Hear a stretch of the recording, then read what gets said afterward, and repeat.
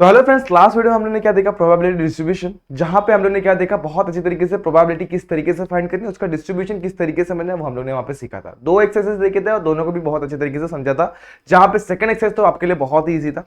आज हम लोग स्टार्ट करने वाले उसका एक लेवल अप, यानी कि बाइनोमियल डिस्ट्रीब्यूशन। यहाँ पे अपने को प्रोबेबिलिटी फाइंड करने का इजिएस्ट फॉर्म मिलता है और किस तरीके से हम लोग फाइंड कर सकते हैं वो आज हम लोग को यहाँ पर सीखना। ठीक है, तो इन सारी चीजों को और इसके ऊपर बेस्ड क्वेश्चन को अगर आप लोग को सीखना है तो बने रहे वीडियो के एंड तक। तो कैसे आप सभी लोग, आई होप यू फाइन। तो मैं स्वागत करता हूं आपका हमारे यूट्यूब चैनल जेआर कॉलेज पर। सबसे पहले आपको मैं ये बता दूं कि अभी तक आपने मुझे मेरे इंस्टाग्राम आईडी पे फॉलो नहीं किया तो 97_मंसूरी पे जाके सिंपली आप मुझे फॉलो कर सकते हैं। ये बहुत सारे डाउट को कमेंट सेक्शन में पूछना, उससे वहां पर क्लियर करना आसान नहीं होता। तो आप सिंपली आपके डाउट मेरे साथ इंस्टाग्राम पे शेयर करिए, मैं वहां पे आपके डाउट क्लियर कर दूंगा। तो स्टार्ट करते हैं आज का वीडियो। तो आज का वीडियो आपके चैप्टर नंबर 8 बाइनोमियल डिस्ट्रीब्यूशन पर बेस होने वाला है। देखने वाले lecture number 1 exercise number 8.1 question number 1 से लेकर 6 तक प्रॉपर्टी कुछ टॉपिक्स इस तरीके से आपके सामने में लेके, जिसमें बाइनोमियल डिस्ट्रीब्यूशन समझना है हम लोग को, बर्नौली ट्रायल समझना है, मीन वेरिएंस और स्टैंडर्ड डेविएशन देखना है। आज का जो वीडियो यहाँ पे हम लोग मीन वेरिएंस और स्टैंडर्ड डेविएशन पे क्वेश्चंस नहीं देखेंगे, बेसिक चीजों पर देखेंगे। ठीक है, बाकी लेकिन समझ तो लेंगे। ठीक है, तो स्टार्ट करता हूं मैं सबसे पहले आप लोग के लिए बाइनोमियल डिस्ट्रीब्यूशन का बर्नौली ट्रायल। बर्नौली ट्रायल क्या बोलता है, पहले इसको रीड करके समझते हैं। Trial of random experiment are called Bernoulli trial if they satisfy the following condition. दो कंडीशन सेटिस्फाई करनी चाहिए। पहला कंडीशन ऐसा है, इस trial has exactly 2 outcome, success और फेलियर। एक कभी भी एक्सपेरिमेंट हो रहा है तो उसमें 2 ही आउटकम हो सकते हैं, एक तो सक्सेस या फिर फेलियर। एक एग्जांपल लेते हैं कि मैंने कॉइन टॉस किया, उसमें क्या आएगा, एक तो हेड या फिर टेल। तो मेरे लिए सक्सेस ये है कि मुझे हेड मिले। तो यहां पर 2 ट्रायल हो सकते हैं, एक तो मुझे हेड मिला और दूसरा मुझे टेल मिल सकता था, लेकिन मेरा प्रोबेबिलिटी ऑफ सक्सेस क्या होगा, हेड, और दूसरा फेलियर वाला होगा टेल। तो यहां पर 2 ही पॉसिबिलिटीज है। उसी तरीके से और भी बहुत सारे क्वेश्चंस आएंगे जिसमें मेरा एक तो सक्सेस होगा, एक तो मेरा क्या होगा, फेलियर। तो जहां पे सिर्फ 2 ही आउटकम होंगे, ऐसे कंडीशन को अपन देखेंगे दोस्तों। ऐसे कंडीशन को अपन बर्नौली ट्रायल में देखते हैं। तो पहला कंडीशन ये हो गया, the probability of a success remain the same in इस ट्रायल। मतलब हर एक ट्रायल में अगर मैंने पहला ट्रायल लिया तो भी मेरा प्रोबेबिलिटी सेम आना चाहिए, दूसरा ट्रायल लिया तो भी सेम आना चाहिए, और तीसरे में भी सेम। मतलब हर एक ट्रायल में मेरा प्रोबेबिलिटी क्या आनी चाहिए, एग्जैक्टली सेम आनी चाहिए। तो ये फंडा क्लियर हो गया, आगे बढ़ते हैं। Thus the probability of getting success in and Bernoulli trial is, क्या बोला हुआ है, चेक करते हैं। probability of x of success of out of n trial is ncx p raised to x q raised to n minus x। ये formula मैंने आपको पिछले जो क्वेश्चंस अपन ने पिछले चैप्टर के क्वेश्चन सॉल्व किया था वहां पर भी मैंने आप लोगों को बताया था, लेकिन इसका मेन इस्तेमाल इस चैप्टर में होने वाला। किसी भी एक्सपेरिमेंट का प्रोबेबिलिटी फाइंड आउट करना होगा ना, जहां पे p ऑफ x हमारा क्या रैंडम वेरिएबल है, वहां पे इसकी प्रोबेबिलिटी कुछ इस तरीके से दी जाएगी, ncx p raised to x q raised to n minus x। अब n क्या है, x क्या है, ये सब चीजें मैं यहाँ पर आप लोगों को एक्सप्लेन कर दूं, लेकिन सबसे पहले ये चीजें समझ लो। देखो यहाँ पर बोला हुआ है ncx, मतलब प्रोबेबिलिटी ऑफ सक्सेस क्या है, ncx p raised to x q raised to n minus x is x plus 1 term in the binomial expansion of q plus p raised to n। अगर हम लोग q plus p raised to n का expand करेंगे तो ये हमारा जो होता है ना दोस्तों, ये क्या होता है, x plus 1th टर्म होता है।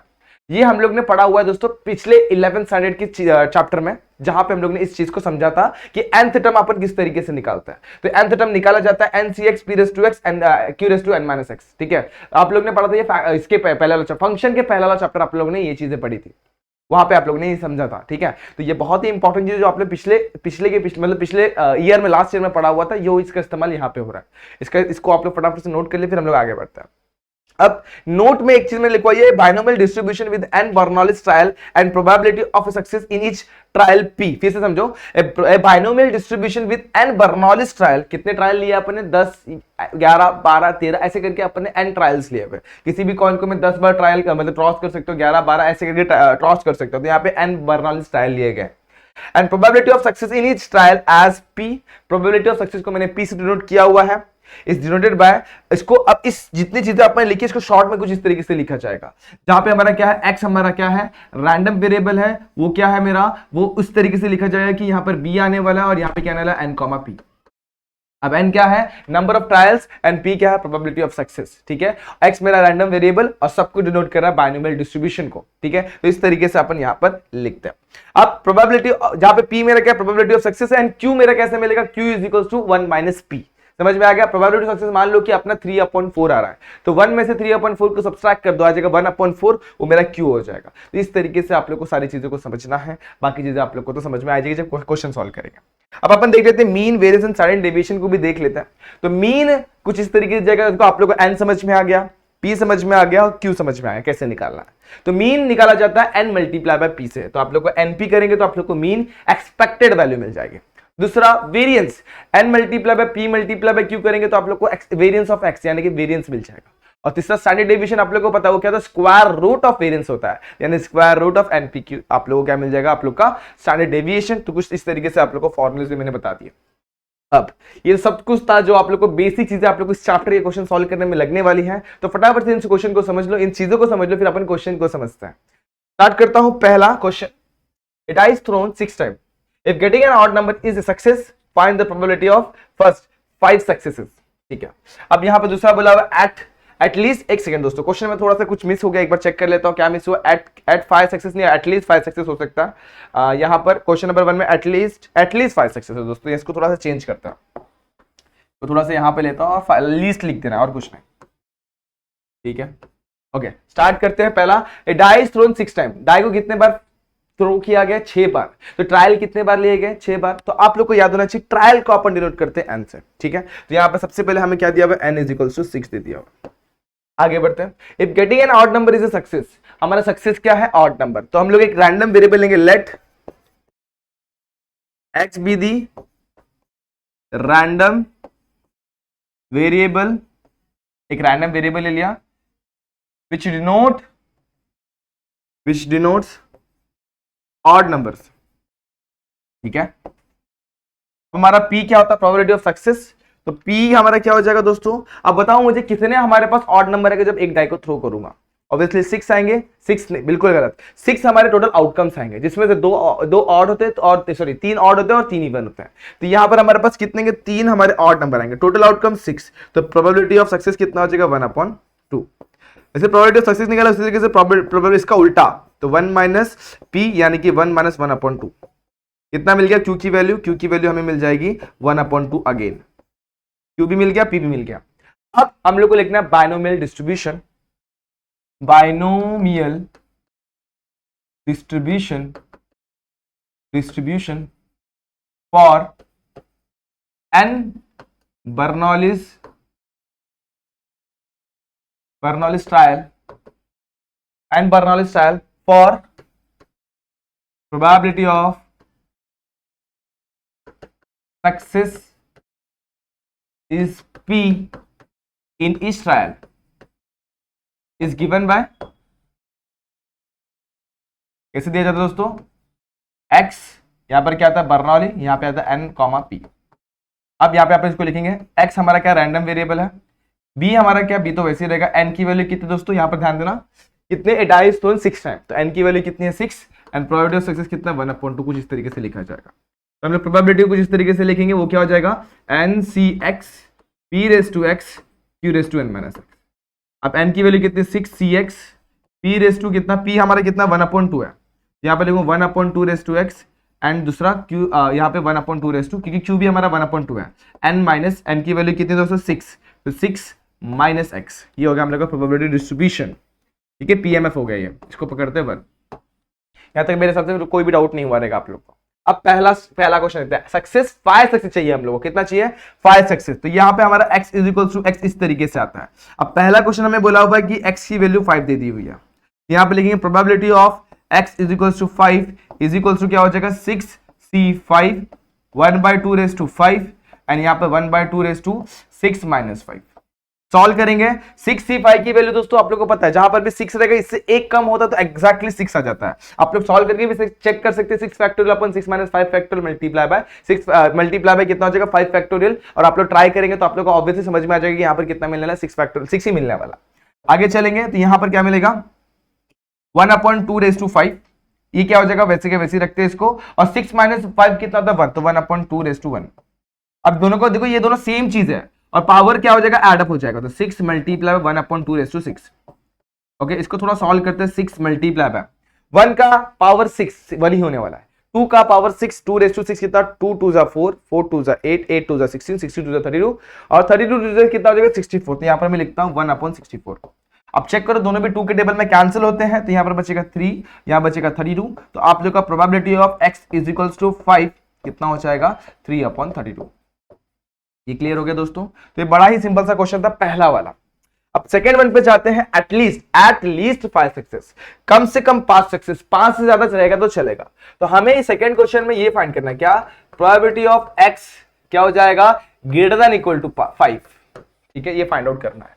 ठीक है, तो ये क्या होता है दोस्तों, ये होता है probability of x is equal to 5 होगा, और 5 से बड़ा क्या हो सकता है 6, probability of x is equal to 6, क्योंकि 6 ट्रायल किए गए हैं, 6 ट्रायल किए गए जहां पे हम लोग की एक्स की वैल्यू यहां पर क्या क्या ले सकते हैं दोस्तों, एक्स की वैल्यू 0 1 2 3 4 5 एंड 6 भी हो सकता है। तो आप लोग का वैल्यू एटलीस्ट 5 बोला हुआ है, तो 5 हो सकता है और 5 से ज्यादा, तो मैंने क्या लिखा, एटलीस्ट 5 का कंडीशन ऐसा होता है, x should be greater than equal to 5, और यहां पर क्या हो जाएगा, p of x is equal to 5 and p of x equal to 6। अब यहां पर p of x equal to 5 अपन ने फाइंड आउट किया हुआ था, कितना 3/32, यहां पर मैं लिखता हूं 3/32, इसका निकालते हैं, इसमें पुट करके वैल्यू पुट करके यहां पर निकालते हैं। अब देखो यहां पर पुट करो 6c6, ठीक है, 6c6 1/2 raise to 6 multiply by, यहां पर एक काम करते हैं, चलो देखते हैं आगे क्या करना है हम लोग को, और यहां पर 1/2 रेज़ टू 6 माइनस 6, ये क्लियर हो रहा है, ओके। अब यहां पे 3/32 को वैसे ही रखेंगे, प्लस 6c6 1 हो जाता है, 1/2 रेज़ टू 6 कितना हो जाएगा, 1/64 हो जाएगा, और ये हो जाएगा 1/2 रेज़ टू 0 कितना हो जाएगा, ऐसे रखते फिलहाल। अब इसकी वैल्यू 1 होने वाली है, अब इन दोनों को ऊपर नीचे में 2 से मल्टीप्लाई कर ताकि बेस सेम हो। देखो यहाँ पे 64 हो गया, यहाँ पे 6, यहाँ पर कितना होगा दोस्तों 1 1 जा, यहाँ पे 64, बेस से बेस को वैसे रखेंगे, ऊपर वाला ऐड हो जाएगा, कितना मिल गया 7/64। मेरे हिसाब से ये भी पार्ट आप लोगों को क्लियर हो गया होगा, ये भी बड़ा ही सिंपल सा क्वेश्चन था। अब थर्ड वन जाते हैं यहाँ पर, ठीक है, थर्ड पार्ट पे जाते हैं, थर्ड क्वेश्चन में क्या पूछा हो, चलो बढ़ते हैं फटाफट से, देखते क्या दिया हुआ है। थर्ड बोला एटमोस्ट 5 सक्सेस, एटमोस्ट 5 सक्सेस मतलब ज्यादा से ज्यादा 5, उससे कम निकालना हम लोग को, तो मतलब probability of x should be less than equal to 5, मतलब 5 रहेगा और 5 से कम रहेगा। अब आप लोग समझना, मेरे को ये बताना, प्रोबेबिलिटी ऑफ 1 प्लस, देखो प्रोबेबिलिटी ऑफ 1 2 3 4 प्लस 5 प्लस 6 सबको मैं ऐड कर दूं तो कितना मिलेगा 1, आप लोग को पता है, ठीक है। अब मुझे क्या बोला, एटमोस्ट 5 मतलब 5 से ज्यादा, 5 से सॉरी एटमोस्ट 5 मतलब 5 या फिर 5 से कम, तो ये सारे वैल्यूज यहाँ पे आ जाएंगे, मुझको ये निकालना है, ठीक है। तो मुझे ये चाहिए P1 plus P2 plus P3 plus P4 plus P5, इसको उधर भेज देता हूं, तो P1 plus P2 plus P3 plus P4 plus P5 equal to probability, equal to क्या हो जाएगा 1 माइनस प्रोबेबिलिटी ऑफ 6। तो मुझे ये समझ में आया, इसको मैं ऐसे भी लिख सकता हूं 1 माइनस प्रोबेबिलिटी ऑफ x, इसका उल्टा क्या आएगा, इसका उल्टा हो जाएगा लेस देन, इसका देखो ये क्या है लेस देन इक्वल टू 5, इसका होगा ग्रेटर देन 5, तो इसका उल्टा ये हो जाएगा, और ग्रेटर देन 5 हमारे पास एक ही वैल्यू होती है वो 6 है, यहाँ पर क्या हो जाएगा 1 माइनस प्रोबेबिलिटी ऑफ 6, ठीक है, x इज इक्वल टू 6। अब 6 का प्रोबेबिलिटी अपने जस्ट निकाला था, देखो यहाँ पर 6 के लिए ये निकलता है, ये निकलता है कितना 1/64, 64 सब्ट्रैक्ट करेंगे तो कितना हो जाएगा 63/64 हो जाएगा। तो कुछ इस तरीके से आप लोग को आपका आंसर मिलने वाला है। मेरे हिसाब से ये क्वेश्चन भी बहुत इजीली आप लोग को समझ में आ गया होगा, सिंपल सा क्वेश्चन है दोस्तों, समझाने में कोई दिक्कत भी नहीं आई थी मुझे, और आप लोग को भी समझने में भी कोई दिक्कत नहीं आएगी। क्वेश्चन क्लियर है दोस्तों, ठीक है, बढ़ते हैं हम लोग नेक्स्ट क्वेश्चन पे, क्वेश्चन नंबर 2 पर। A pair of dice thrown 4 times, देखो 4 टाइम्स फेंका गया, यहां से अपने को एक चीज पहले समझ में आ गई, n की वैल्यू 4 दे दी हुई है आगे, और डाई को थ्रो किया गया, पेयर ऑफ डाई। चलो आगे बढ़ते हैं। If getting a doublet, doublet मतलब क्या, जैसे कि अपन ने डाई को थ्रो किया, 2 डाई को, तो पहले में 1 दूसरे में भी 1, पहले में 2 दूसरे में भी 2, ये डबलेट होता है। तो ऐसे कितने डबलेट मिलेंगे, टोटल 6 डबलेट मिलेंगे। कंसिडर एज ए सक्सेस, तो let x be the, x हमारा क्या है रैंडम वेरिएबल है, x be the random variable, consider x be the random variable getting doublet, ठीक है, random variable denoting the doublet, ऐसा लिख सकते हैं आप लोग, डिनोटिंग द डबलेट, ठीक है, डबलेट को डिनोट करना है। तो हमारे पास कितने टोटल डबलेट होंगे 6, तो यहां पर हमारे पास क्या हो जाएगा प्रोबेबिलिटी ऑफ सक्सेस, वो क्या हो जाएगा 6/36, टोटल आउटकम 36 है, तो कितना हो जाएगा 1/6, और प्रोबेबिलिटी ऑफ फेलियर मतलब इसका उल्टा 1 माइनस पी, कितना हो जाएगा 1 माइनस 1/6, यानी q की वैल्यू हो जाएगी हमारे पास 5/6, तो p भी मिल गया एंड q भी मिल गया, दोनों समझ में आ गया आप लोग को। अब हम लोग को यहाँ पर एक कंडीशन लिखना पड़ेगा जो हम लोग हर बार लिखते हैं, यहाँ पर हम लोग को लिखना पड़ेगा, देखो n है हमारे पास, x है हमारे पास, क्या है q है, p है और q भी है, लेकिन हम लोग को मतलब है p से, तो यहाँ पर लिखना पड़ेगा द बाइनोमियल डिस्ट्रीब्यूशन ऑफ कितने हमारे पास ट्रायल है टोटल, एन बर्नौलीज ट्रायल है, ठीक है, Bernoulli's trial for P successes is given by, अपने को पता है कैसे दिया जाता है, एक्स जिस तरीके से, और यहां पर क्या होता है बी होता है, ब्रैकेट में क्या होता है एन कॉमा पी होता है, ठीक है। अब इसको अपन लिखते हैं, तो यहां पर इस क्या हो गया, यहां पर अभी देखो यहां पर इसको गिवन बाय ऐसे दिया जाता है n C x p raise to x q raise to n minus x, ये मेरा प्रोबेबिलिटी दिया जाता है इस तरीके से। लेकिन किसका प्रोबेबिलिटी ऑफ, किसका probability of x is equals to small x, कुछ इस तरीके से दिया जाता है।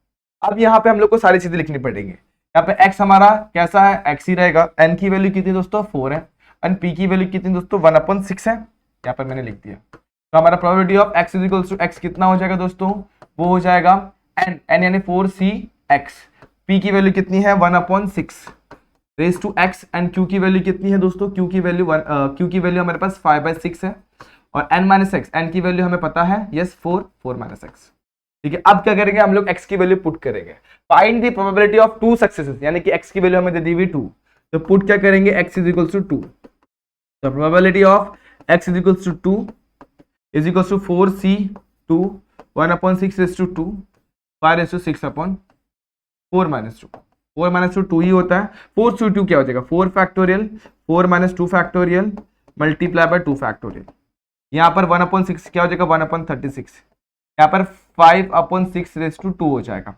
4 फैक्टोरियल को 4 multiply by 3 multiply by 2 factorial लिख दो, इसको लिखेंगे 2 फैक्टोरियल, और इस 2 फैक्टोरियल को तोड़ देंगे 2 मल्टीप्लाई बाय 1, 1/36 मेरा वैसे ही 5 का स्क्वायर 25, ये हो जाएगा 36, ठीक है, यहाँ तक क्लियर है। अब क्या 4 3 12, यहाँ पर 3 आ गया, 36 यहाँ पर आ गया, ठीक है। आगे क्या होगा 2 फैक्टोरियल कैंसिल, और क्या हो सकता है दोस्तों, और कुछ भी नहीं होगा, तो यहाँ पर बच गया 6 मल्टीप्लाई बाय 36 ऊपर 25, तो probability of x is equals to 2, हमें क्या मिल गया 25/36 मल्टीप्लाई बाय 6 कितना हो जाएगा 256, ठीक है, मल्टीप्लाई करके चेक कर सकते हैं आप लोग, 36 मल्टीप्लाई बाय 6, 6 6 36, 6 3 18, 216, सॉरी कितना आ जाएगा दोस्तों यहाँ पर 216, ठीक है, इसको मैं यहाँ से हटा देता हूँ, ओके, तो कितना मिल गया हम लोग को 216, तो यहाँ पर आप लोग को लिखना है 216, इस तरीके से आप लोग का आंसर मिल जाएगा, probability of x is equals to 2, यानी कि 2 सक्सेसेस। अब सिमिलरली और भी क्वेश्चन है, उनको भी देखते हैं हम लोग। There are 5% of defective item in a large bulk of item, what is the probability that some sample of 10 items will be include not more than 1 defective item. तो यहां पर देखेंगे तो यहां पर हम लोग को बोला सैंपल ऑफ 10 लिया गया है, बहुत बल्क में से 10 को अपन ने चूज कर लिया हुआ है, तो टोटल n की वैल्यू अपने क्या दी हुई है 5 दी हुई है। ओके हम लोग को क्या देखना है, आगे देखते हैं। There are 5% of defective item, तो हम लोग को बोल दिया हुआ कि डिफेक्टिव आइटम ही हमारा क्या है दोस्तों, हम लोग को चेक करना है। देखो what is the probability that sample of 10 item will include not more than 1 defective item, एक से ज्यादा डिफेक्टिव आइटम नहीं होना चाहिए, हम लोग को देखना है, इसकी प्रोबेबिलिटी फाइंड आउट करनी है। अब क्वेश्चन पे गौर करने पे हमें ये समझ में आता है कि 5% से तो कुछ तो मिलने वाला है, तो 5% डिफेक्टिव आइटम है, मतलब डिफेक्टिव आइटम की प्रोबेबिलिटी दे दी हुई है 5% यानी 5/100। आगे बढ़ेंगे तो यहाँ पर इंक्लूड मोर देन 1 डिफेक्टिव आइटम, यहां से हम लोग को ये समझ में what is the probability that sample of 10 item will include not more than 1 defective item, तो यहाँ पर n की वैल्यू 10 मिल गई। रैंडम वेरिएबल को क्या कंसीडर करेंगे, रैंडम वेरिएबल को डिफेक्टिव आइटम्स कंसीडर करेंगे, तो यहाँ पर लेट x हमारा क्या है random variable denoting defective item, denoting defective item, ठीक है। तो हमारा बर्नौलीज जो एक्सपांड मतलब हमारा पीएमएफ है, पीएमएफ कुछ इस तरीके से दिया जाता है जब हमारा एक्स और एन हमें पता होता है, लेकिन यहां पर हम लोग को एक और चीज पता है दोस्तों, क्या पी यानी प्रोबेबिलिटी ऑफ सक्सेस, पी हमारे क्या प्रोबेबिलिटी ऑफ सक्सेस, वो क्या है दोस्तों 5% यानी कितना 5/100, ठीक है, समझ में आ गया। ओके आगे क्या करेंगे, अब थोड़ा सा हमको इसको समझना पड़ेगा। 5% है 5/100, तो क्यू हमारा क्या आ जाएगा, इसको आप लोग 0.05 भी लिख सकते हो, कोई दिक्कत नहीं है, ठीक है। अब क्यू हमारा क्या आ जाएगा 1 माइनस पी 1 माइनस 0.05 यानी कितना 0.95, तो 0.95 हमारा ये हो गया। अब हमारा पीएमएफ प्रोबेबिलिटी मास फंक्शन कुछ इस तरीके से दिया जाता है जब हमें एन ये पता होता है, क्या पता होता है दोस्तों एक्स एन और पी हमें पता होता है, ठीक है। तो यहां पर हम लोग के पास इस तरीके से दिया जाएगा, यहां पर कुछ probability n C x P raised to x and Q raised to n minus x, और ये P मेरा क्या है, ये P है मेरा प्रोबेबिलिटी, ठीक है। तो probability of x is equals to x कुछ इस तरीके से दिया जाता है, ठीक है। यहां तक क्लियर है दोस्तों। अब क्या करेंगे, अब वैल्यूज को थोड़ा सा सब्स्टिट्यूट करेंगे। कैसे दोस्तों, हमारे पास n की वैल्यू है, हमारे पास बाकी चीजों की भी वैल्यू है, इसको डालेंगे इसमें और आंसर निकालेंगे। कैसे, देखो बड़ा ही सिंपल मेथड है। यहां पर सबसे पहले अपन डालेंगे x, इसकी वैल्यू n की वैल्यू, तो probability of x is equals to x। यहां पर हमें रैंडम वेरिएबल पता है, हमें n की वैल्यू पता है, हमें इसकी वैल्यू पता है 0.05, ठीक है। तो NCX, x capital X equal to small x, n की value 10CX, p raise to x यानी p रेस टू x वैसे ही, और q की value q raise to n minus x। n की वैल्यू कितनी है दोस्तों, n we know 10 minus x, कुछ ऐसा हो जाएगा। अब क्वेश्चन रीड करते हैं। हम लोग क्या बोला, what is the probability that sample of item will include not more then one defective item. अब डिफेक्टिव आइटम कितने हो सकते हैं दोस्तों, यहां पर x की वैल्यू 0 हो सकती है, 1 हो सकती है, 2 हो सकती है, और कहां तक जा सकती है दोस्तों, 10 के 10 डिफेक्टिव हो सकते हैं, ऐसा कंडीशन आ सकता है। अब हमें प्रोबेबिलिटी फाइंड करनी है, देखो ठीक से रीड करना, not more then one, not more then defective item का मतलब आप लोग को समझना बहुत इंपॉर्टेंट है, इसकी प्रोबेबिलिटी निकालनी है। नॉट मोर देन वन मतलब क्या होगा, वन से ज्यादा नहीं, वन होगा चलेगा, वन से कम होगा चलेगा। तो वन और वन से कम कौन कौन है, वन है और जीरो है। तो मैं ऐसे लिख सकता हूं, प्रोबेबिलिटी हम लोग को फाइंड करनी है x is less than equal to 1, यानी कि क्या हो जाएगा, probability of x is equal to 0 plus probability of x is equal to 1, ये हमें फाइंड आउट करना है। समझ में आ गया। अब probability of x is equal to 0 यानी कि हम लोग को x की वैल्यू 0 पुट करनी है इसमें, तो यहां पर क्या हो जाएगा 10C0, और यहां पर क्या हो जाएगा p raise to 0 and q raise to 10 minus 0। Similarly यहां पर क्या आ जाएगा, यहां पर आएगा, यहां पर ध्यान देना दोस्तों, यहां पर कुछ इस तरीके से मिलेगा 10C1 p रेस टू 1 और q raise to n minus 1 है 10 माइनस 1, ठीक है। थोड़ा सिंप्लीफाई कर लेते हैं, ये हो जाएगा 1 p रेस टू 0, p की वैल्यू अपन लिख देते हैं 0, कुछ भी हो तो p रेस टू 0 कितना होने वाला है, 1 ही होने वाला है, और q रेस टू कितना हो गया, 10 हो गया। यहाँ पे अभी वैल्यू पुट नहीं करी, लास्ट में q की वैल्यू पुट कर देंगे। 10C1 की वैल्यू कितनी होगी 10, p रेस टू 1 की वैल्यू हो जाएगी p and q raise to 9 हो जाएगा। अब वैल्यूज को डालते हैं इसके अंदर, लेकिन उसके पहले q रेस टू 9 को मैं कॉमन निकाल लेता हूँ। जब q रेस टू 9 यहाँ पर कॉमन आएगा, यहाँ पे बचेगा एक q और यहाँ पे बचेगा 10 मल्टीप्लाई बाय 0.05 और एक यहाँ पर कुछ भी नहीं बचेगा, मतलब कितना बचेगा 1 बचेगा, ठीक है। तो इसको लिखने की बिल्कुल भी जरूरत नहीं है। अब q की वैल्यू भी यहाँ पर मैं सब्स्टिट्यूट कर देता, मैं q रुका दोस्तों, यहाँ पर q की वैल्यू भी यहाँ पर आप लोग पुट ही कर दो। q की वैल्यू कितनी दोस्तों, हमारे पास 0.9 है, 0.95, यहाँ पर 0.95 लिख देता हूँ। तो यहाँ पर आया 0.95 रेस टू 9।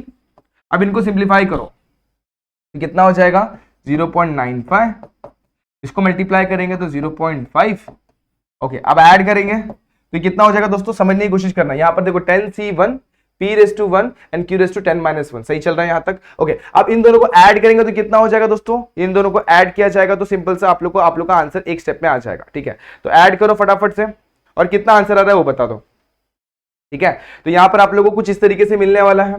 इन दोनों को अगर मैंने ऐड भी कर दिया तो आप लोग को आंसर देखो 0.95 प्लस 0.5 ऐसा कुछ मिलेगा, ठीक है, ओके। अब ऐड करेंगे तो 5 मेरा वैसे ही, 9 और 4 कितना हो जाएगा दोस्तों 14, 1 यहाँ पे पॉइंट और यहाँ पे कितना मिल गया 1.45, तो 0.95 रेस टू 9 मल्टीप्लाई बाय 1.45। एक बार चेक करो दोस्तों, कहीं पर तो गड़बड़ नहीं हुई है, चेक करना बहुत इंपॉर्टेंट है आंसर को हमेशा। अगर ये सब आप चीजें, ये सारी चीजें आप लोगों को क्लियर है तो बाकी सारी चीजें क्या होने वाली, सॉर्टेड होने वाली है, ठीक है, ओके। तो यहां पर ये चीजें आप लोग को समझ में आ गई है, ठीक है, ओके। तो ये क्वेश्चन को इधर तक ही छोड़ना है, इसके बाद आप लोग चाहे तो 0.95:9 की वैल्यू निकाल सकते हैं, लेकिन 0.95 की वैल्यू निकालना बड़ा ही दिक्कत वाला काम है, तो आप लोग इसको यहीं तक छोड़ो और आगे बढ़ जाओ, ठीक है। चलो फिर हम लोग आगे बढ़ते हैं और अगले क्वेश्चन को सॉल्व करने की कोशिश करते हैं, ठीक है। तो यहां तक ये क्वेश्चन कंप्लीट। अब बढ़ते हैं 5 cards are drawn successfully with the replacement from well shuffle deck of 52 cards. तो हम लोग को टोटल कार्ड्स पता है दोस्तों, कितने कार्ड्स है हमारे पास, n की वैल्यू कितनी हो जाएगी, सॉरी टोटल कार्ड्स कितने 52। फाइंड द प्रोबेबिलिटी दैट, अब कार्ड्स कितने निकाले गए 5, देखो 5 कार्ड निकाले गए 52 कार्ड में से, तो हम लोग को n पे ध्यान देना, n हमारे पास कितना दोस्तों 5 है, ठीक है। अब ये 52 क्या है, तो ये 52 अपने को प्रोबेबिलिटी सक्सेस का फाइंड आउट करने में हेल्प करेगा।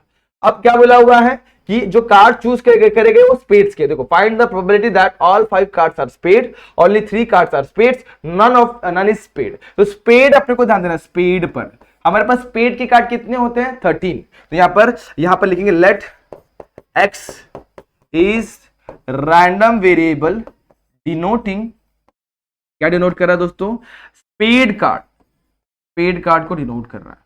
अब हमारे पास पेड कार्ड कितने 13, तो प्रोबेबिलिटी ऑफ सक्सेस कितना जाएगा 13/52, यानी कितना हो जाएगा दोस्तों, सिंपल 13/52 कितना हो गया 1/4, और क्यू कितना हो जाएगा 3/4, 1 माइनस पी यानी कि कितना हो जाएगा 1 माइनस 1/4, तो क्यू की वैल्यू कितनी हो जाएगी 3/4। अब क्वेश्चन में आगे बढ़ते हैं। हम लोग को क्या बोला हुआ है, find the probability that all 5 cards are spade. तो सबसे पहले हम लोग को हमारा बर्नौलीज का हम लोग का प्रोबेबिलिटी मास फंक्शन बनाना पड़ेगा। ठीक है, तो कैसे बनाएंगे हम लोग बाइनोमियल डिस्ट्रीब्यूशन में, x ये हमारा रैंडम वेरिएबल है, यहाँ पर b यहाँ पर क्या आ जाएगा, यहाँ पर आएगा n, p। जब ऐसा कंडीशन होगा तो हमारा प्रोबेबिलिटी डिस्ट्रीब्यूशन कुछ इस तरीके से दिया जाता है। कैसे दोस्तों, capital X is equal to small x n c x p raise to x and q raise to n minus x। यहां पर हमारे पास n की वैल्यू है, x हमारे पास पे, x तो बाद में पुट करना होता है, p की वैल्यू और q की वैल्यू यहां पर है हमारे पास। तो यहां पर सबसे पहले लिखूंगा p of x is equal to x, n हमारे पास कितना दोस्तों, n है हमारे पास 5, x की वैल्यू कितनी है दोस्तों, देखो ध्यान देना, x की वैल्यू हमारे पास नहीं है।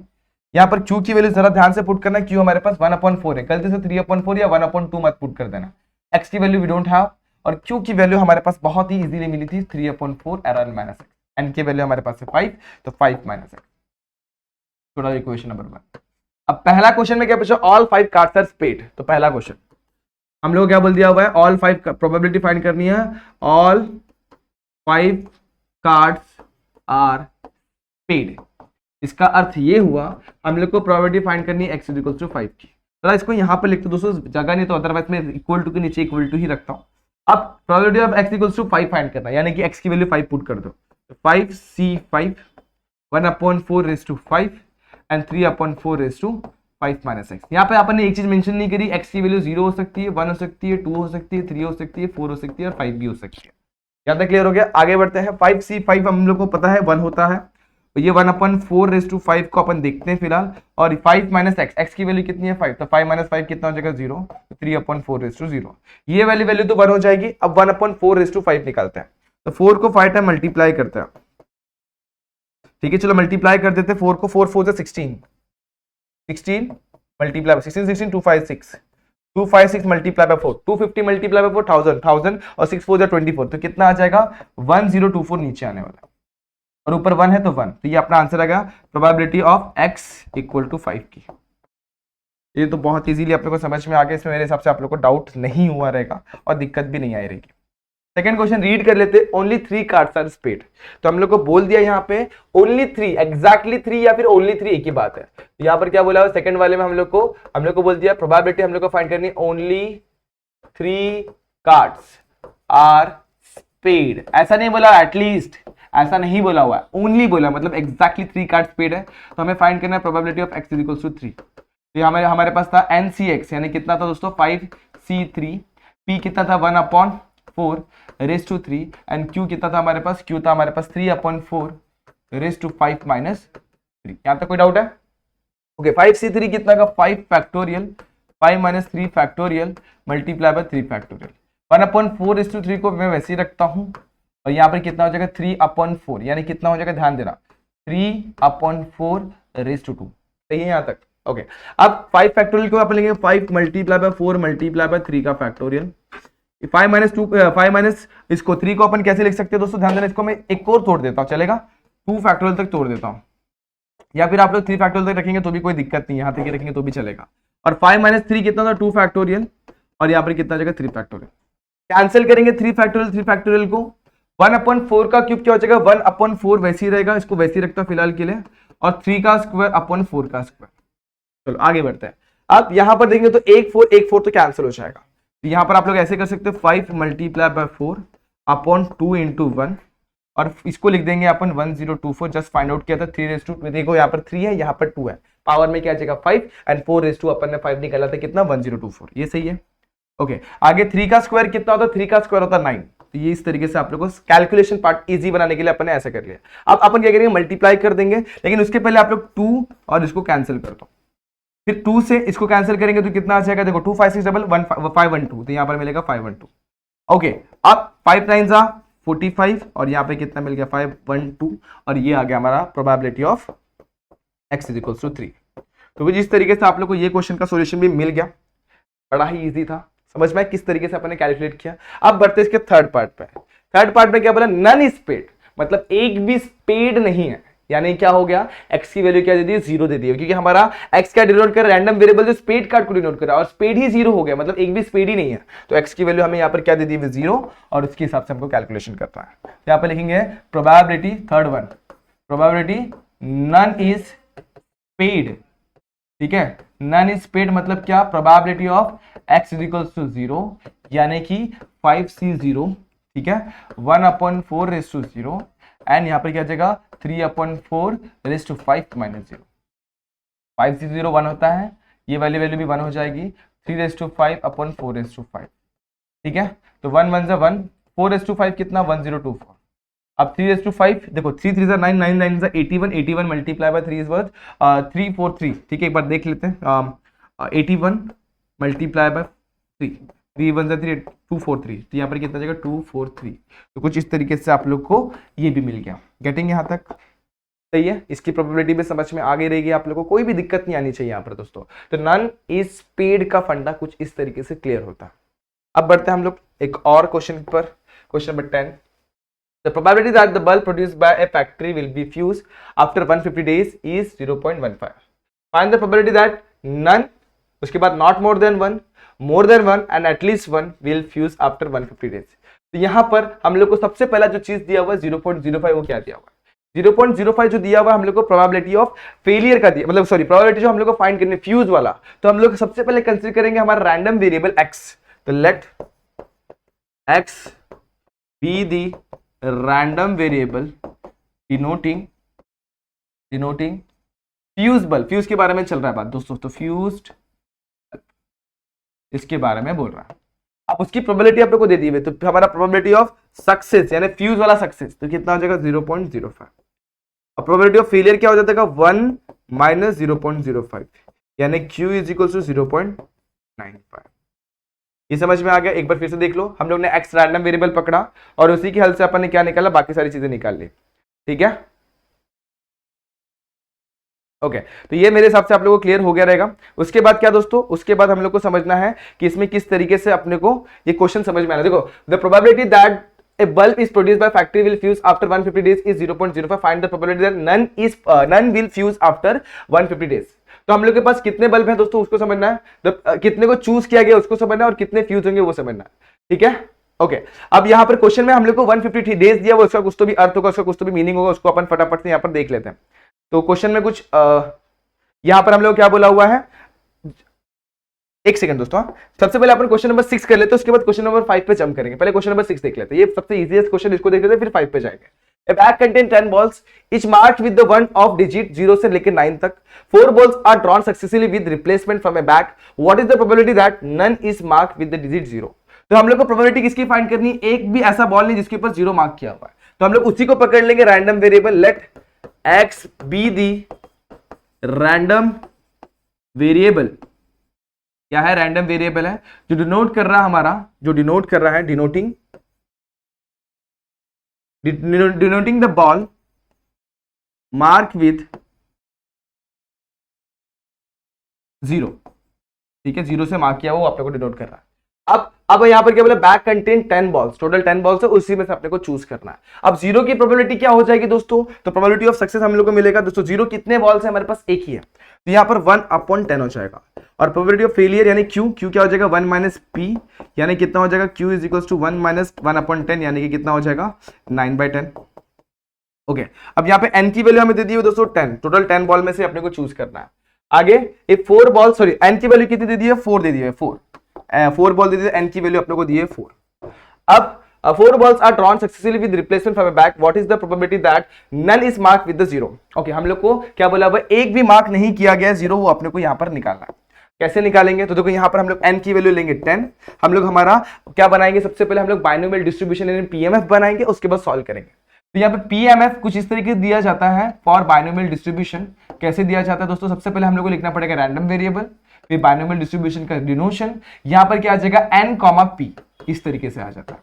अब n की वैल्यू क्या है दोस्तों, यहाँ पर 10 है, p की वैल्यू हमारे पास कितनी 1/10 है, और x तो हमारा वैसे ही रहने वाला, तो यहाँ पर, और इसका प्रोबेबिलिटी कुछ इस तरीके से दिया जाता है, x is equals to x p raise to x n c x p raise to x and q raise to n minus x। अब p, q और n की वैल्यू सब्स्टिट्यूट करते हैं, तो p हमारे पास ये ऐसे ही रहने वाला है, n की वैल्यू हमारे पास 10 है, cx ये वैसे ही रहेगा cx x, और p की वैल्यू कितनी 1/10 रेस टू x, एंड यहाँ पर q की वैल्यू कितनी 9/10 raise to n minus x, n की वैल्यू कितनी है n 10 माइनस x, x हमारे पास अभी नहीं है। पढ़ते इक्वेशन नंबर 1 जहाँ पे x की वैल्यू क्या क्या हो सकती है 0 1 2 3, ये 4 बॉल को अपन निकालने वाला है। अब 1 2 3 4 से लेकर 10 तक भी जा सकती है, लेकिन अपन कितने बॉल निकालने वाले 4, ठीक है 10 तक जा सकती है। अभी यहाँ पर क्या बोला, find the what is the probability that none is marked with 0, एक भी मार्क नहीं किया गया 0 के साथ, तो यहाँ पर 4 बॉल चूज किए गए हैं, उसके लिए आपको निकालना है। तो probability of x is equals to 4 हम लोग को निकालना है, तो 10c4 यहाँ पर क्या आ जाएगा 1/10 raise to 4 9/10 raise to 10 minus 4, ठीक है। इसको सॉल्व करने की कोशिश करेंगे, तो यहाँ पर अपने को ये क्वेश्चन कुछ इस तरीके से मिलने वाला है। ओके इसको कुछ इस तरीके से सॉल्व करते हैं फटाफट से, 1 मिनट। हाँ दोस्तों, यहाँ पर हम लोग को चीजों को बहुत इजीली समझने की कोशिश करनी पड़ेगी। यहाँ पर हम लोग को n की वैल्यू क्या दी हुई है, अब यहाँ पर हम लोग को टोटल बॉल थे 210, 10 में से कितने चूज किए गए थे 4, तो यहाँ पर अपने को n को रिप्लेस करना पड़ेगा 4 के साथ, किसके साथ 4 के साथ, और 4 में से कितने बॉल हमारे पास दोस्तों, जो हमारे पास 0 वाला बॉल है वो एक ही है, तो यहाँ पर x की वैल्यू कितनी होने वाली है 1 होने वाली है। तो जहां पर भी आप लोग ने 4 लिखा हुआ उसको लिखेंगे हम लोग 1, और जहां पर भी x की वैल्यू जो होने वाली है वो कितने वाले वाले है 1, वो x की वैल्यू 1 होने वाली है, n की वैल्यू होने वाली है 4। तो रिप्लेस करेंगे हम लोग n को 4 से, यहाँ पर लिखेंगे n की वैल्यू 4 से रिप्लेस कर दो फटाफट से, n यहाँ पर 4 n यहाँ पर 4, दो जगह 4 डालना है और बाकी सारी वैल्यू सॉर्टेड होने वाली है, n की वैल्यू 4 n की वैल्यू 4, सही है। ओके अब x की वैल्यू क्या बोला है, फाइंड द प्रोबेबिलिटी दैट ऐसा बॉल जिसके ऊपर क्या मार्क किया हुआ है 0 मार्क किया हुआ है, वैसे इसकी आप लोग की प्रोबेबिलिटी निकालते हैं। तो यहाँ पर x की वैल्यू कितनी होने वाली है 1, और उसकी प्रोबेबिलिटी अपन निकालते हैं। यहाँ पर लिखते हैं सबसे पहले probability of x is equals to 1 4c1 1/10 raise to 1, ठीक है। सॉरी अब देखो ऐसा प्रोबेबिलिटी निकालना है कि ऐसा एक भी बॉल है जिसके ऊपर क्या होने वाला है दोस्तों, नन इज मार्क विद 0, एक भी मार्क नहीं किया गया 0, तो x की वैल्यू 0 डाला, यहाँ पर क्या आ जाएगा 4c0, यहाँ पर भी 0, और 9/10 रेस टू 4 माइनस 0। इसको एक बार फिर से समझते हैं। सबसे पहले क्वेश्चन में दिया हुआ था 10 बॉल थे, 10 बॉल में से सबके ऊपर मार्क किया गया 0 से लेकर 9 तक मार्क किया गया, 4 बॉल को निकाला गया, मतलब n की वैल्यू कितनी हो गई 4 हो गई, ठीक है। अब with replacement from A back, अब ये 10 दिया हुआ था 10, ये हम लोग को प्रोबेबिलिटी निकालने के लिए दिया गया था, ठीक है, टोटल काउंट दिया गया था। अब 4 बॉल को अपन ने निकाला successfully with replacement from the bag, what is the probability that none bag is mark with 0, none ball is mark with 0, एक भी बॉल अपना 0 से मार्क नहीं किया गया। तो ऐसा अपन x की वैल्यू क्या लेंगे, वहां पर 0 ले लेंगे, कि हम लोग का कंडीशन ही दिया हुआ x की वैल्यू 0, समझ में आ गया। तो x की वैल्यू यहाँ पर 0 दी, वो अपने यहाँ पर पुट कर दी, n की वैल्यू अपने को 4 दे दी हुई, यहाँ पर अपने लिखा, और प्रोबेबिलिटी ऑफ सक्सेस कितना हो जाएगा 1/10, क्योंकि 0 एक ही ऐसा नंबर है, उसका उल्टा कितना हो जाएगा 9/10, यहाँ पे अपने लिख दिया और सॉल्व करेंगे इसको। तो 4c0 कितना होता था, 4c0 कितना हो जाएगा दोस्तों 1 ही होने वाला है, 1/10 रेस टू 0 वो भी 1 ही होगा, और 9/10 रेस टू 4 कुछ इस तरीके से आ जाएगा, ठीक है। ओके अब आप लोग चाहे तो इसको सॉल्व कर सकते हैं, और अदरवाइज यहां तक रखेंगे तो भी चलेगा, 81 मल्टीप्लाई बाय 81 होगा, और ये कितना हो जाएगा 1 2 3 4, और इसको सॉल्व कर लेंगे तो आप लोग को आपका आंसर मिल जाएगा। समझ में आया क्वेश्चन, पक्का, ठीक है। इसको फटाफट से देख लो दोस्तों, तो इसके बाद हम लोग पीछे वाले क्वेश्चन पे जाते हैं। अब इस क्वेश्चन में इस क्वेश्चन को फटाफट से नोट करेंगे, स्क्रीनशॉट लेना स्क्रीनशॉट ले लेंगे, उसके बाद आप लोग आगे बढ़ेंगे। अब पिछले क्वेश्चन में जाते हैं, उसमें देखते हैं अपने को क्या क्या चीजें दी हुई है।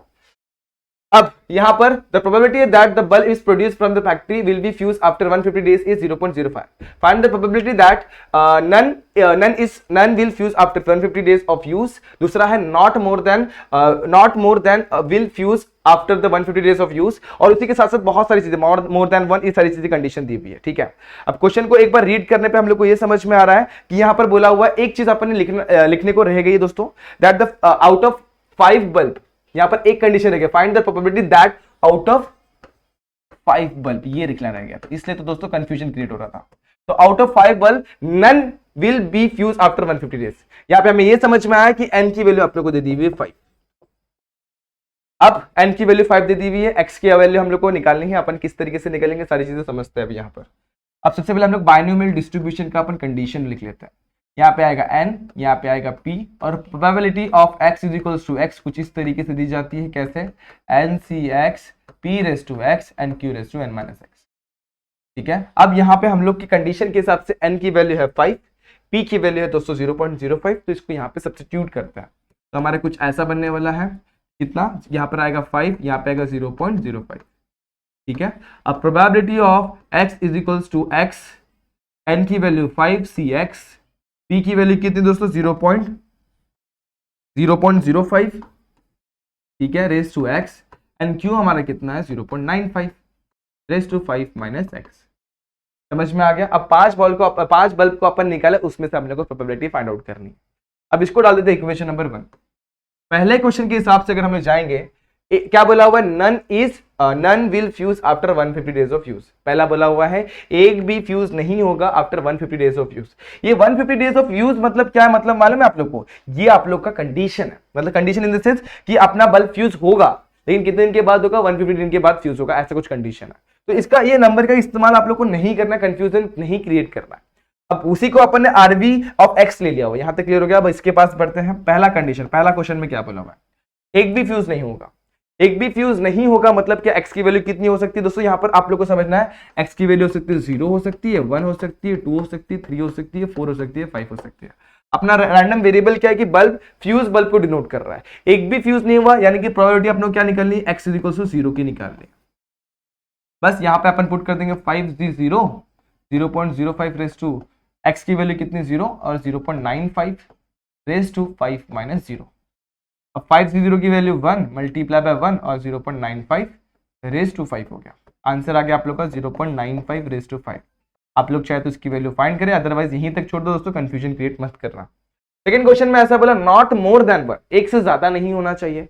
इसका कंडीशन अपन लिख लेते हैं, प्रोबेबिलिटी इसकी फाइंड करनी है, नॉट मोर देन 1। इसका मतलब क्या हुआ, एक से ज्यादा नहीं।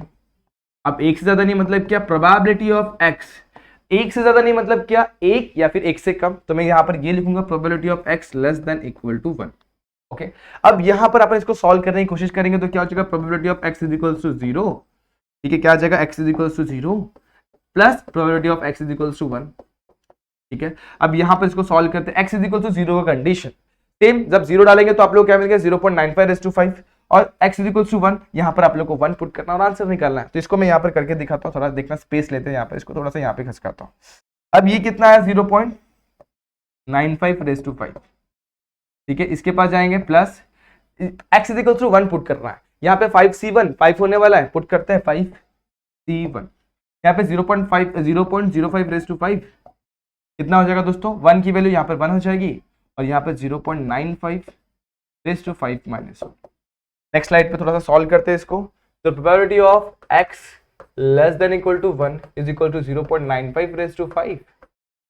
5c5 की वैल्यू कितनी थी 5, 0.05 रेज़ टू 1 तो 1 ही हो जाएगा और यहाँ पे कितना बच गया 0.95 रेज़ टू 4। 0.95 रेज़ टू 4 को अगर मैं कॉमन निकालूं यहाँ पर क्या बचेगा, एक 0.95 बच जाएगा और यहाँ पर बचेगा ये दो नंबर, इन दोनों को मल्टीप्लाई कर दो तो कितना जाएगा 0.55 25, 0.25 हो जाएगा और ये कॉमन आ गया। अब दोनों को ऐड करेंगे तो ऐड करो 5 कितना हो गया 10, 1 यहाँ पे एक 10 2 12 कितना हो गया 12, 1.2 आ गया और 0.95 रेज़ टू 4, इन लोगों को मल्टीप्लाई किया तो ये मिल गया और 0.95 रेज़ टू 4 को मैंने वैसे रखा। तो P of x less than equal to 1 यानी हमारा कंडीशन जहां पे हमारे एक से ज्यादा बल्ब, यहाँ पे क्वेश्चन ठीक से रीड करेंगे तो हमें ये समझ में आता है नॉट मोर देन 1, एक से ज्यादा बल्ब हमारे फ्यूज नहीं होने चाहिए। थर्ड क्वेश्चन को अगर रीड करेंगे तो वहां पर भी बहुत इजीली चीजें दी हुई इसको समझते हैं। मोर देन 1 मतलब क्या बोला हुआ है क्वेश्चन में, एक से ज्यादा। अब एक से ज्यादा मतलब क्या होगा, देखो यहाँ पर अपन इसको यहाँ पर लिखते हैं probability of x more than 1 मतलब क्या, ग्रेटर देन इक्वल टू 1। अब इसको मैंने आप लोग को सिखाया था। अब probability of x equals to 1 plus probability of x equals to 2 plus probability of x equals to 3 plus probability of x equals to 4 plus probability of x equals to 5, कितने हमारे पास बल्ब लेना है, 5 ही लेना है। इक्वल टू कितना होगा दोस्तों 1 होगा, ठीक है, ये समझ में आ गया। अब हमें क्या निकालनी, मोर देन 1, मोर देन 1 मतलब कितना, 2 होगा, 3 होगा, 4 होगा, 5 होगा, ठीक है। अब लेकिन एक और चीज का probability of x equals to 0 का कंडीशन भी आएगा, ये समझ में आ रहा है कि नहीं आ रहा है। अब यहाँ पर अपन इन सारी चीजों को हम लोग को इसकी प्रोबेबिलिटी निकालनी है मोर देन 1, बाकी चीजों को वहां पे ले लो। तो मैं ऐसे लिखता हूं P2 plus P3 plus P4 मतलब probability of x equals to 4 is equal to, मैं ऐसे लिखता हूं 1 minus probability of 0 plus probability of 1, इसको ब्रैकेट में लिख दिया। अब ये क्या है, इसको मैं बोल सकता हूं 1 minus probability of x less than equal to 1, देखो यही है वो, देखो यहाँ पर probability of 0 and probability of 1, यानी कितना x is less than equal to 1। तो ये अपने को निकालना है एक्चुअली। तो हम लोग क्या निकालेंगे, probability of x less than equal to 1। Clear हो गया यहाँ तक? तो ये अगर आप लोगों को क्लियर है तो बहुत ही इजीली क्वेश्चन सॉल्व कर सकते हैं आप लोग। ये हो गया, समझ में आ गया यहाँ तक। अब क्या करेंगे, अब इसको अपन क्या करेंगे, लेस देन की कंडीशन में वैल्यूज को सब्स्टिट्यूट कर देंगे। कितना, 1.2 मल्टीप्लाई पर 0.95 रेज़ टू 4। अगर आप लोग के पास कैलकुलेटर है तो ठीक है, अदरवाइज यहीं तक वैल्यू छोड़ दो तो भी ठीक है। तो इस तरीके से आप लोग को probability of x greater than equal to 1 की वैल्यू मिल गई। समझ में आ गया यहाँ तक? अब फोर्थ क्वेश्चन, फोर्थ के पास जाते हैं। इसमें क्या बोला हुआ है, एटलीस्ट 1, कम से कम एक। तो देखते हैं इसको कैसे फाइंड आउट करेंगे। कम से कम एक प्रोबेबिलिटी फाइंड करनी, एटलीस्ट 1, कम से कम एक, उससे ज्यादा होना चाहिए। एक रहेगा चलेगा, उससे ज्यादा भी चलेगा। तो मतलब प्रोबेबिलिटी ऑफ x की value greater than equal to 1। समझ में आ गया क्या बोला हुआ, एक में कम से कम एक। यहाँ पर क्या बोला हुआ था दोस्तों, यहाँ बोला था मोर देन 1, मतलब यहाँ पर एक चीज अपन ने गलती कर दी। देखो यहाँ पर अपन ने एक चीज गलती क्या करी, देखो समझना इस चीज को। Probability of x more than 1 यहाँ पर बोला हुआ, इसको जरा मैं साइड में ले लेता हूँ। इसमें अपन ने एक चीज गलती करी, मोर देन 1 मतलब क्या, 1 नहीं बोला हुआ, एक से ज्यादा। एक से ज्यादा क्या हो सकता है दोस्तों, 2 हो सकता है, 3 हो सकता है, 4 हो सकता है, 5 हो सकता है। तो यहाँ पर क्या बोला, x इज मोर देन 1।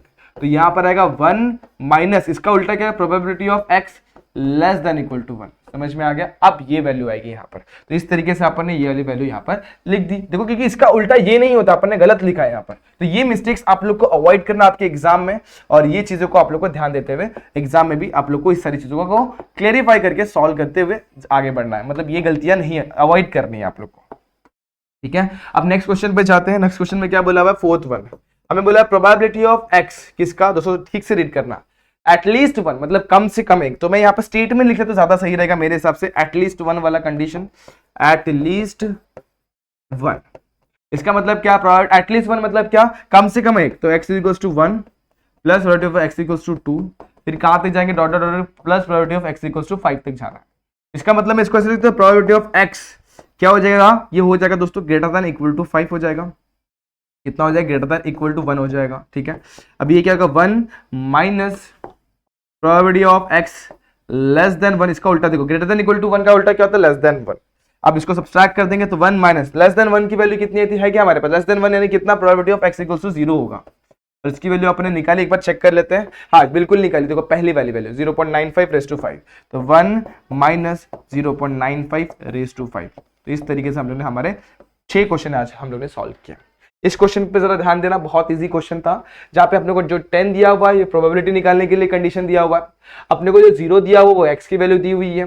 ठीक है, ये x दिया हुआ है, ये प्रोबेबिलिटी निकालने के लिए दिया हुआ है। और एक और नंबर जो हम लोग को दिया हुआ दोस्तों, क्या कि 0 के बारे में बोला गया, तो हम लोग को वो भी प्रोबेबिलिटी 1, 0 और 10, मतलब 0 हमारे पास एक ही नंबर है, ये काउंट हो गया, 1/10 हमारी प्रोबेबिलिटी हो गई, ये हमारा 0 हो गया। और उसके बाद हम लोग को जो बोला हुआ 4 बॉल को चूज किया गया, जो चूज करते हैं वही हमारा n होता है। तो ये हमारा n हो गया और अकॉर्डिंगली हम लोग ने सॉल्व कर लिया। तो दिक्कत यहाँ पे आप लोग को n फाइंड आउट करने में आने वाली दोस्तों, n पे ध्यान देना। दूसरा x फाइंड आउट करने पे आएगी इस क्वेश्चन में। और तीसरा आप लोग को दिक्कत होगी किसमें दोस्तों, तीसरा आप लोग को प्रोबेबिलिटी निकालने के टाइम पे क्या वैल्यू ले उसमें दिक्कत हो सकती है। तो इन सारी चीजों पे आप लोग को ध्यान देना और गलतियां नहीं अवॉइड करनी। ठीक है, तो ये क्वेश्चन को भी आपने सॉल्व कर लिया। तो यही था आप लोग के आज के लिए इतने सारे क्वेश्चन। तो आप लोग ट्राई करिए इन क्वेश्चन को सॉल्व करने की। अगर फिर भी डाउट दिक्कत कहीं पे आ रही है तो मुझसे पूछना, कमेंट सेक्शन में कमेंट करना और इस तरीके से अपने डाउट क्लियर कर लेना। ठीक है, तो आज के लिए बस इतना ही, मिलते हैं नेक्स्ट वीडियो में जहां पे अपन क्या देखेंगे इसके आगे वाले क्वेश्चन। तब तक के लिए stay tuned and good bye.